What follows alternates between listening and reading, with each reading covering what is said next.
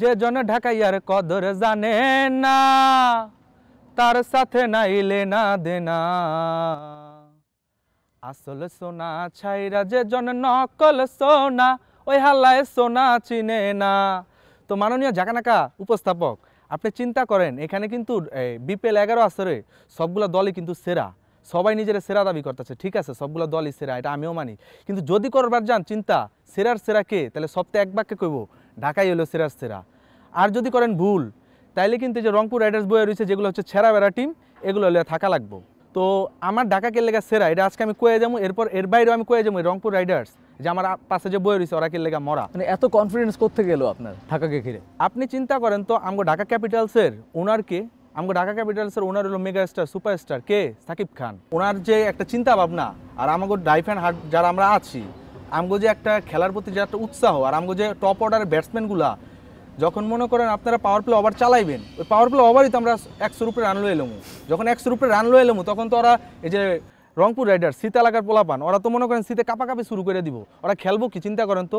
আর আমি তো মনে করি রংপুর রাইডার্স অগ উচিত হেলমেট আছে না প্লেয়ারগো বাইরে অগ যে দর্শক মর্শক যারা আছে এই যে বয়ে রয়েছে অগর একটা করে গিফট করা, কারণ আমগো দলের প্লেয়ার কারা কারা আছে সব মনে করেন হার্ড হিটার ব্যাটসম্যান। যদি তানজিদ তামিমের কথা চিন্তা করেন, বাংলাদেশ একসময় ছিল তামিম ইকবাল, ওই তামিম ইকবালের মনে করেন যোগ্য উত্তরসূরি বর্তমানে তানজিদ তামিমরে কয়, ও যখন মনে করেন মারবো অগ 11টা প্লেয়ার যদি মনে করেন সব বাউন্ডারির ভিতর দিয়ে লাগাই রেখে দেয়, বল তো ধরা পারবো না, বল যাবো কি গ্যালারির বাইরে ওরা যে গ্যালারিতে বয়ে থাকবো, গ্যালারির বাইরে অগ যে ফ্যান বেস থাকবো অগ মাথায় মুথায় লাগবো। তো এই জায়গা থেকে যদি চিন্তা করি তঙ্গু ভাই অবশ্যই উচিত একটা দুইটা করে হেলমেট এক্সট্রা রাখা, তোমরা ফ্যান বেসরা পরে বয়ে থাকবা, কোনো ঝামেলা নাই।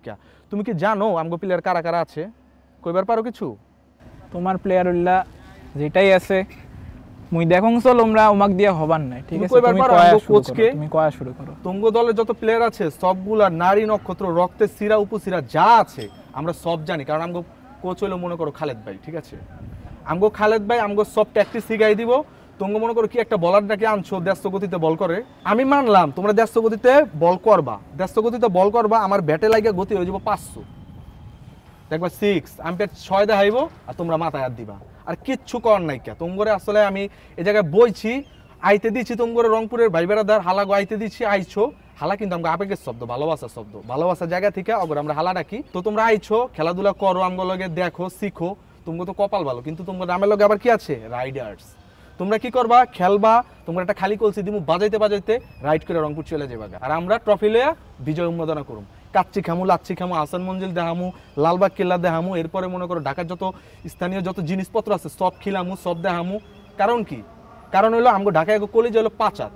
তুমি কইবার পারো আমগো থিম সং এর চিন্তা ভাবনা কত হাই, এই পর্যন্ত বিপিএল এরকম হাই প্রোফাইল থিম সং দেখছো শুনছো শুনবা খুব তাড়াতাড়ি শুনবা। এখন যদি থিম সং জায়গায় চালু করে দিত তুমি উঠে যেতে, উঠে কি করতে কত দাতিং দাতিং ডান্স